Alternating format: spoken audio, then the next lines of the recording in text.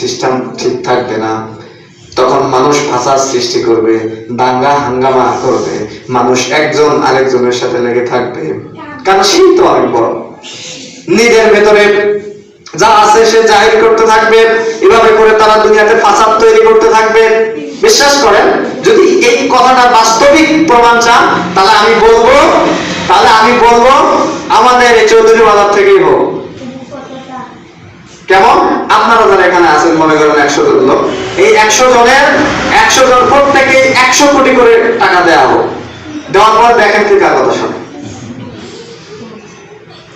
শুনবে, তখন বাস্তবিক প্রমাণ পাবেন। এখন তো প্রমাণ পাচ্ছেন না, কারণ কি? এটা তো আমরা চর্মচোখে দেখতেছি না। যদি চর্মচোখ দিয়ে দেখতে চান, তাহলে তাকান সম্পদশালী লোকের দিকে, যে কেউ কারো দিকে তাকায় না। খেয়াল করে দেখেন, যারা সম্পদশালী তারা কেউ কারোর দিকে তাকায় না। তাহলে আল্লাহ রাব্বুল আলামিনের উদ্দেশ্য কি? কাউকে সম্পদ দিলেন, কাউকে গরিব বানালেন।